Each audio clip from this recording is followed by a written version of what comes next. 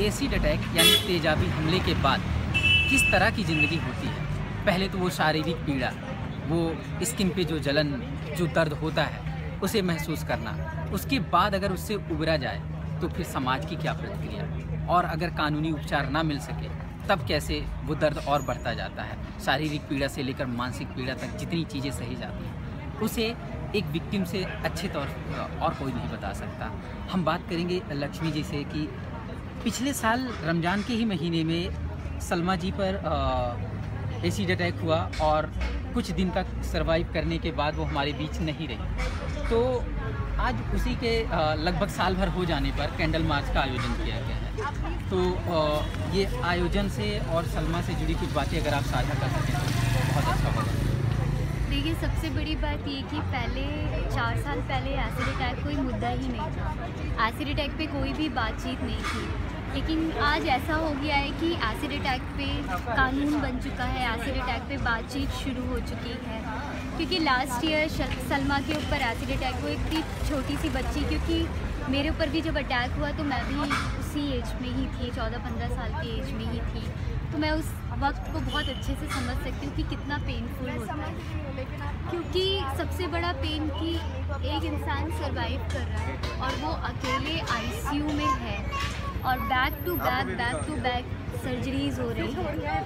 क्योंकि चेहरे पे दिखता है कि एसिड पड़ा है, लेकिन उसके बाद जो बैक टू बैक सर्जरियाँ होती है, जैसे पैर से स्किन लिया, बैक से स्किन लिया और उसके बाद चेहरे पे लगाया, वो जगह भी आप देखेंगे तो आपको लगेगा कि वहाँ पे भी किसी ने एसिड डाला। एसिड अटैक सिर्फ एक बार होता है, लेकिन सोसाइटी इतनी पेनफुल होती है कि वो हर दिन आपके ऊपर अटैक करती है, कि इतना डिस्टर्ब कर देगी आपको, इतना परेशान कर देगी।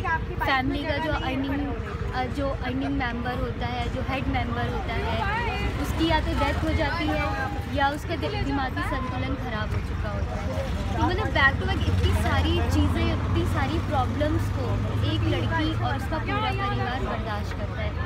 एसिड अटैक कोई मामूली क्राइम नहीं है।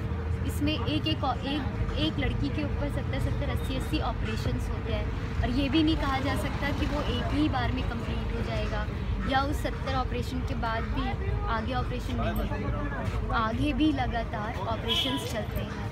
तो मतलब आप ये समझ लीजिए उसकी स्किन ख़त्म हो जाती है, आगे सर्जरी हो तो वो क्या है। मतलब इतनी सारी चीज़ों से लड़की को जूझना पड़ता है। ऐसे ही सलमा ने 83 डेज 83 दिन तक सर्वाइव किया और वो हर एक दर्द से, क्योंकि जब मैं उससे मिलने जाती थी तो उसका वो पेन, जब वो लास्ट टाइम मैंने उसका चेहरा देखा था तो मेरे लिए बहुत ज़्यादा पेनफुल है। क्योंकि जब उनकी डेथ हो गई तो मैं बर्दाश्त नहीं कर पाई। वो गुस्सा उमड़ के बाहर आया कि मतलब क्यों ऐसा हो रहा है, किस लिए हो रहा है, क्या गलती है हमारी, या सिर्फ ना करने पे, प्रॉपर्टी को लेके, मतलब हर एक मोमेंट पे क्यों हमें जलाया जा रहा है, किस लिए जलाया जा रहा है। और उसके बाद हमें कोई इंसाफ ही नहीं मिलता है। हम लोग लगातार इंसाफ के लिए लड़ाई लड़ते हैं, फास्ट ट्रैक कोर्ट की बात करते हैं, कोई भी इसमें बातचीत नहीं होती है। तो बहुत दुख होता है। आज लोग सिर्फ आज याद रखेंगे, कल लोग अपने अपने कामों में बिजी हो जाएंगे।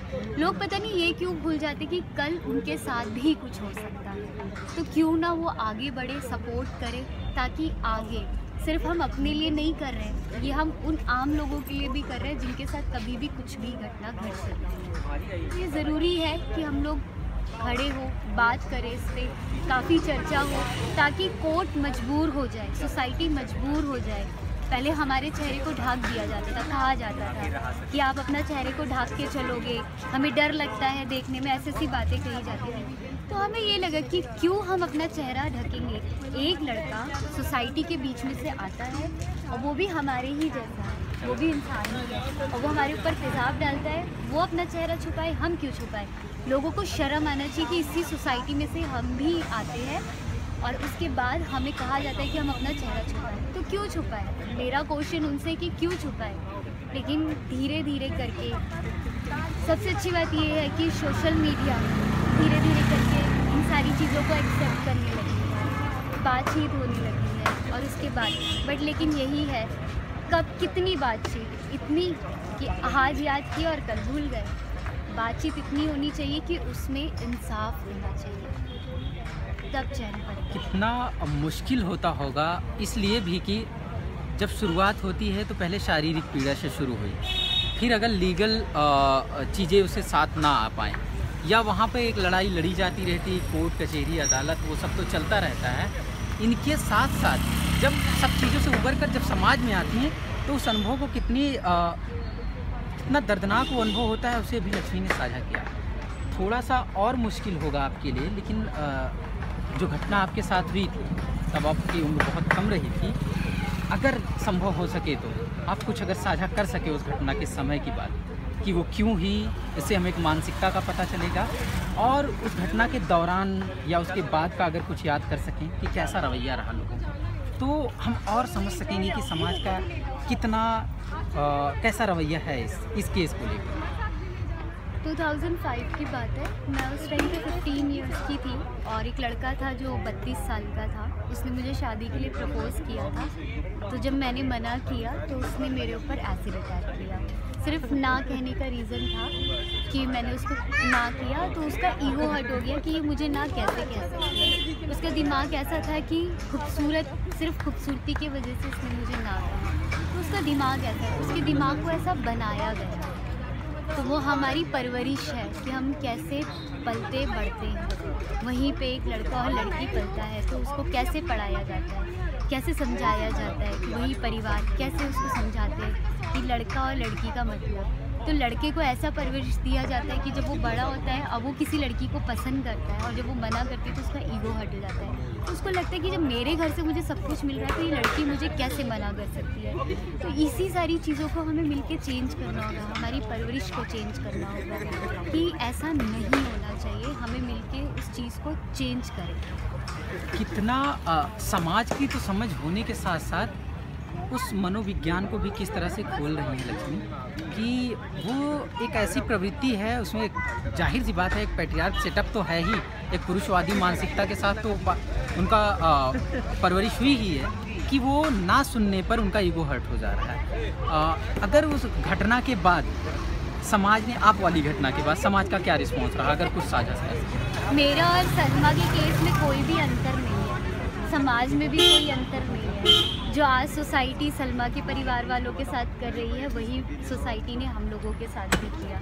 सोसाइटी सोच अभी तक लोगों की वही है, कोई बदलाव नहीं आ रहा है सोच में। तो मैं कौन सी अलग बात करूँ इस दुनिया से, वही रिपीट बात करूँगी कि आज भी वही सारी चीज़ें हो रही है, वही लड़का लड़की का भेदभाव, वही सोसाइटी है। वही सोसाइटी कहती है कि चेहरा छुपा के चलो अपना, वही सोसाइटी है कहती है शादी कैसे होगी। तो वही सारी चीज़ें हैं कि अब उनकी दो बहनें हैं, उनको परेशान किया जा रहा है, उनके परिवार वालों को परेशान किया जा रहा है। तो लगातार चीज़ें वही होती है, सेम होती है। एसिड अटैक भी सेम होता है और सिचुएशन भी एकदम सेम होती है। ऐसे मामले में लाखों लोग हमदर्दी दिखाते हैं, हजारों लोग आने की इच्छा जताते हैं, कुछ 2, 4, 10 लोग साथ खड़े होते हैं। 1-2 लोग तो ऐसे होते हैं जो इन सबसे आगे बढ़ते हुए ज़िंदगी में साथ चलते भी। शायद आपकी भी ज़िंदगी में कोई ऐसा है कि जो ना सिर्फ आपके साथ खड़े हुए, ना सिर्फ हमदर्दी जताए, आपके साथ चलने के लिए भी एक दिन होता है, ज़िंदगी में अभी तक जुड़े हुए हैं तब की घटना से।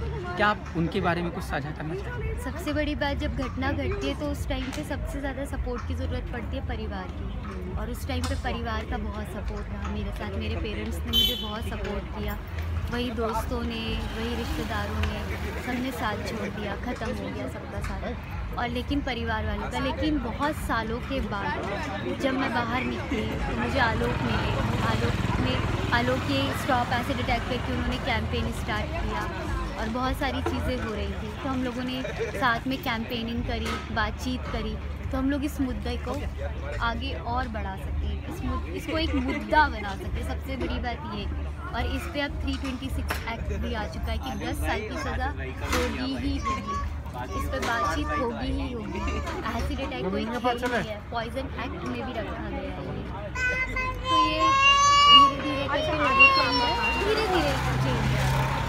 तो लक्ष्मी से बात करके हमें बहुत सारी चीज़ें मिली जिसे हम खुद से नहीं समझ सकते थे, क्योंकि हम सिर्फ और सिर्फ उसके राजनीतिक और उसके लीगल एस्पेक्ट पे बात कर सकते थे। एक समाज कैसे करता है, एक इंसान का मनोविज्ञान कैसे काम करता है, वो बहुत अच्छे से उन्होंने समझाया। और इन सारी चीज़ों की महज एक लक्ष्मी या सलमा का दर्द नहीं, ये लाखों लोगों ने अभी तक सहा है और अभी भी हज़ारों लोग सर्वाइव कर रहे हैं। उनके लिए क्या उपचार किए जाएँ क्या नहीं, और ऐसे आलोक जी जैसे लोग कुछ लोग से साथ खड़े हो रहे हैं। हमें सिर्फ सोशल मीडिया पर एक अपने डीपी बदल लेने से या इन सब चीज़ों के आगे आकर उनके साथ खड़े होने की एक प्रवृत्ति दिखानी होगी। हम ऐसी ही कुछ कहानियाँ लेकर आते हैं, लोगों के दर्द को आपसे साझा करते रहेंगे और उम्मीद करेंगे आप जुड़े। धन्यवाद।